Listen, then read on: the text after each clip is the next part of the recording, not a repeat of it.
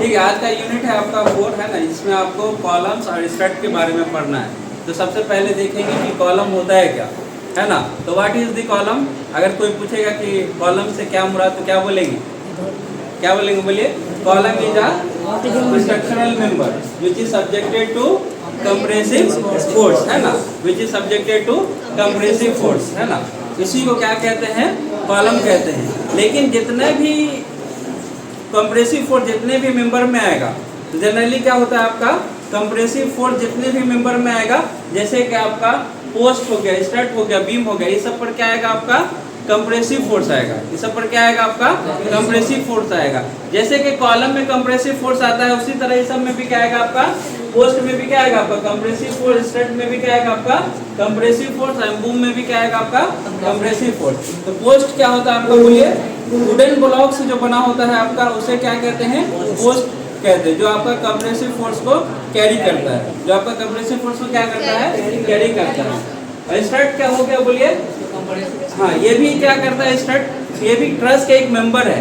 Strut क्या है आपका, स्ट्रट एक मेंबर होता है ट्रस का, जो भी क्या करता है आपका कैरी कंप्रेसिव फोर्स करता है, कैरी क्या करता है आपका कंप्रेसिव फोर्स।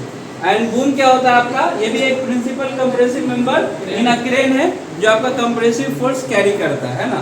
तो ये सब क्या हो गया, जो ऐसा मेंबर जो कंप्रेसिव फोर्स जो कैरी करता है, यानी क्या करता है आपका कैरी, कंप्रेस होता है ना, कंप्रेसिव फोर्स लेता है, उसे क्या कहते हैं, पोस्ट कहते हैं, स्ट्रट कहते हैं, बूम कहते हैं, और सबसे बड़ा जो है आपका कॉलम कहते हैं, है ना।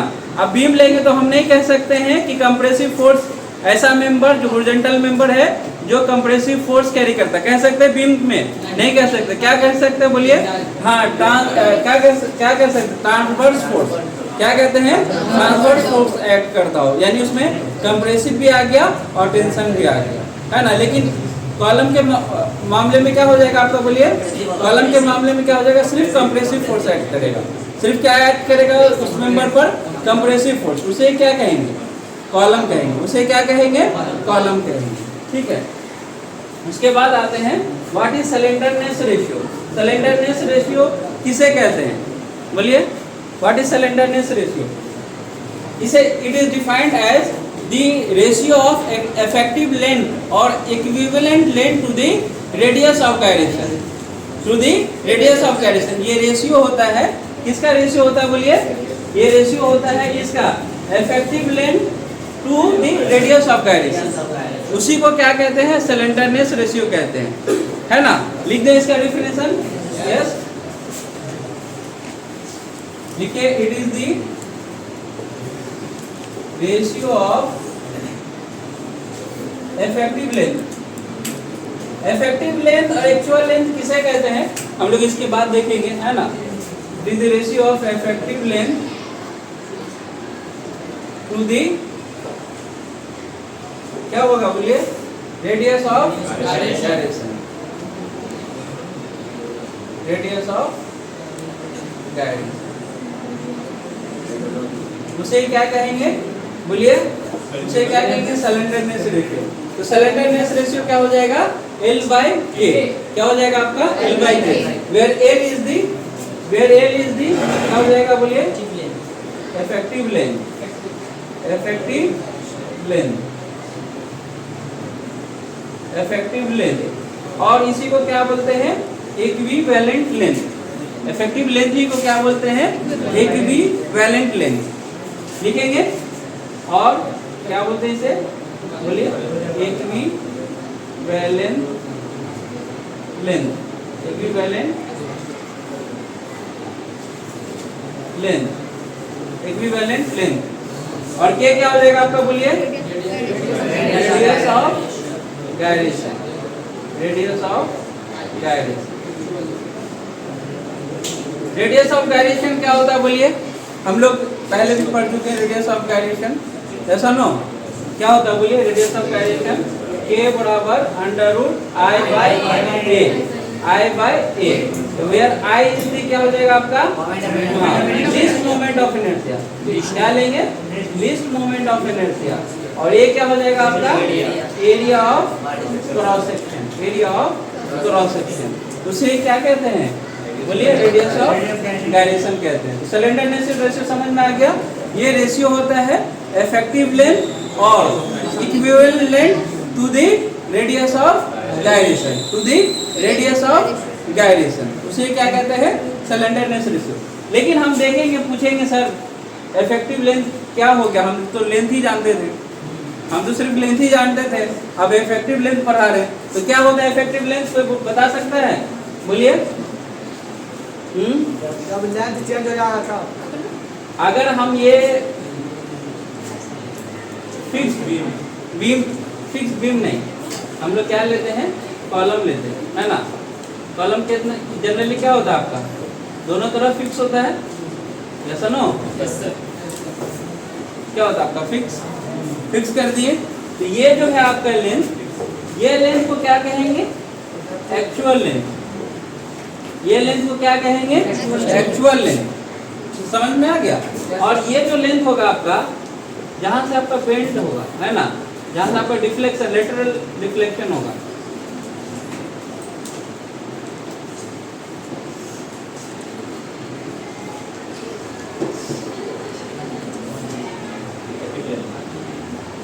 यहाँ से और यहाँ सेम होगा ना, जहाँ से आपका क्या हो रहा है? बन रहा है आपका लेटरल डिस्प्लेसमेंट। ये लेंथ क्या हो जाएगा आपका? बोलिए इफेक्टिव लेंथ। ये लेंथ क्या हो जाएगा आपका? Effective length. समझ में आया? या फिर एक्चुअल लेंथ क्या होता है? अगर बीम के केस में लेंगे तो आप बता दे रहे, अगर ये मान लीजिए फिक्स बीम लिए, ठीक है, ये क्या हो जाएगा? कुछ इस तरह डिफ्लेक्शन होगा,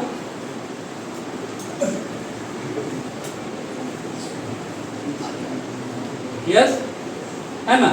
ये क्या हो जाएगा आपका? सेंटर टू सेंटर डिस्टेंस को क्या बोलेंगे? सेंटर टू सेंटर डिस्टेंस को क्या बोलेंगे? एक्चुअल लेंथ, है ना।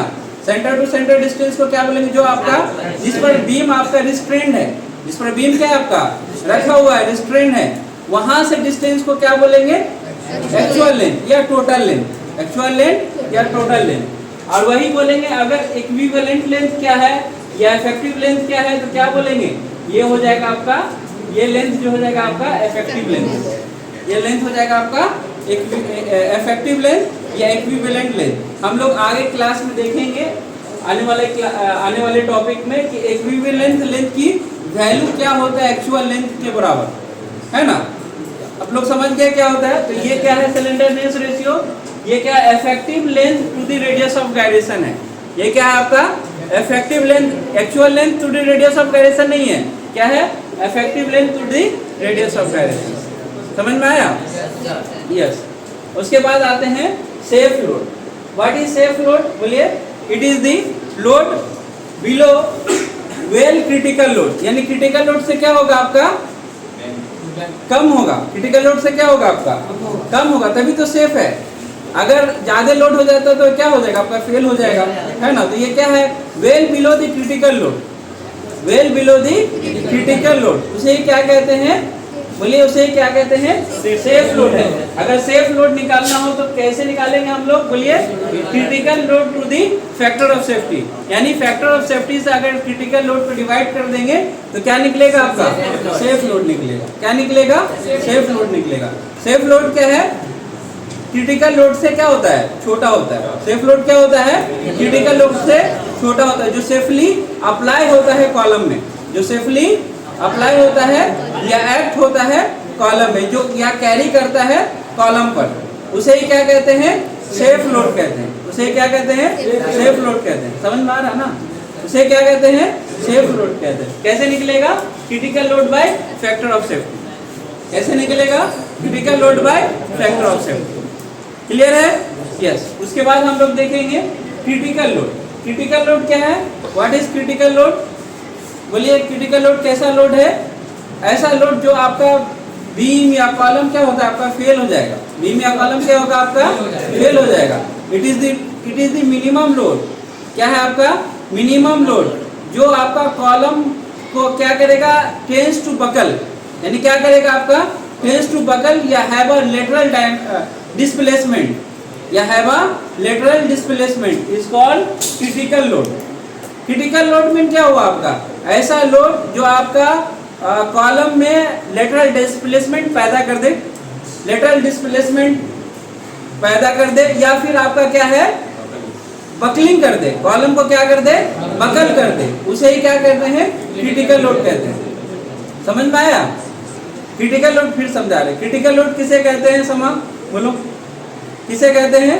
ऐसा मिनिमम लोड जो कॉलम को बकल कर दे या करने की कोशिश करे या फिर लेटरल डिस्प्लेसमेंट पैदा करे, है ना, बिकॉज ऑफ क्रिटिकल लोड, उसे ही क्या कहते हैं क्रिटिकल लोड कहते हैं, उसे क्या कहते हैं क्रिटिकल लोड कहते हैं। समझ में आया? क्रिटिकल लोड का दूसरा नाम क्या है? बकल लोड भी कह सकते हैं, है ना, बकलिंग लोड, है ना, इसी को क्या कहते हैं क्रिटिकल लोड कहते हैं या बकलिंग लोड कहते हैं। समझ में आया?